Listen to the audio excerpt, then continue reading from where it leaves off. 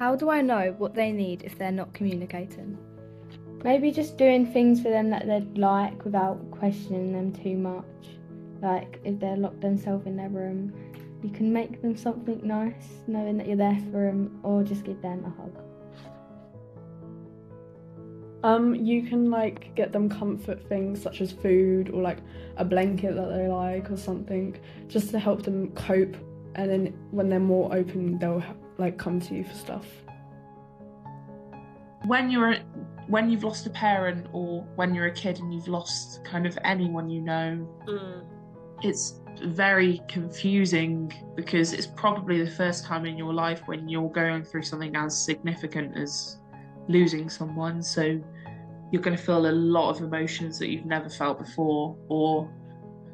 So I think if you just let your child feel what they want to feel, don't pressure them to come to you if they're not ready, but also let them know that you're always there at any time. Don't kind of force them to go to therapy if they...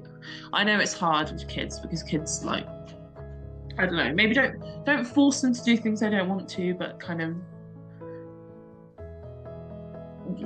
yeah, that makes, just be there, basically. It's a process. If they're feeling like they need to internalize things and keep it to themselves, I think that giving them space in that time is important, and knowing that like, hey, if you want to, feel your feelings and by yourself, that's totally okay, but just making sure they know that you are open, that you're there for them. Even saying, like, for example, I didn't necessarily upfront ask my nephew like, oh, how are you feeling?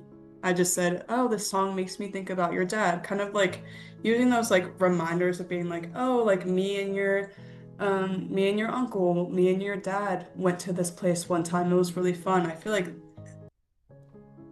I felt a lot closer with my bereaved sibling when I learned of like different things I didn't know about them. So even telling the kid like, oh, your dad really loved this restaurant that they might have not known, like that could help open the communication and help your child talk to you without necessarily saying like, how are you feeling about death, I'd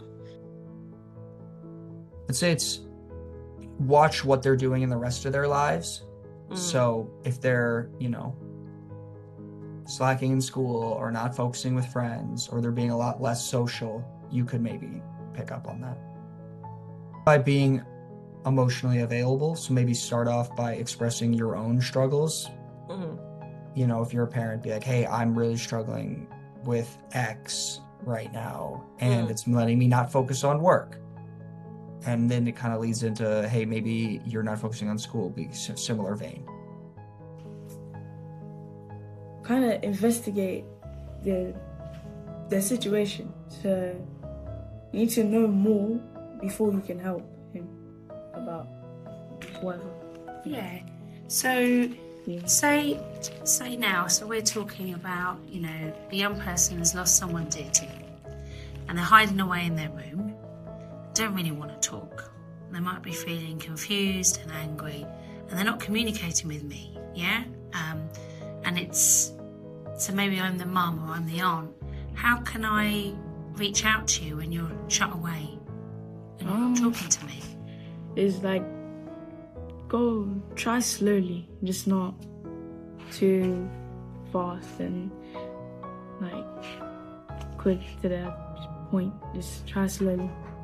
Would it be acceptable to knock on the door and say, are you okay? It would. Yeah, and that's a really tough one. I think that you kind of have to watch the habits of your kids. I think that you need to kind of watch their habits. So like if they're spending a ton of alone time, and they're having a lot of alone time, then maybe what they need is socialization, and they need to kind of be brought out of that. I think that I'm a believer that we fall into our worst habits, and so if a kid's worst habit is isolating themselves, that's what they're going to fall into during a vulnerable time. And so then that's when you kind of have to see, okay, this is what they're doing. They probably need the opposite.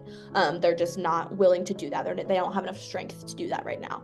And so, like I said, if they're falling into spending a lot of alone time, then what they need is to have that socialization, have those conversations. If they're falling into shutting down and not speaking and not talking, what they probably need is to talk about it. And just different things like that. But then the opposite is true. If you have maybe a teenager and they're falling into always being over at a friend's house, partying, being around people all of the time, never getting an alone moment, they probably need some alone time to actually process what's going on.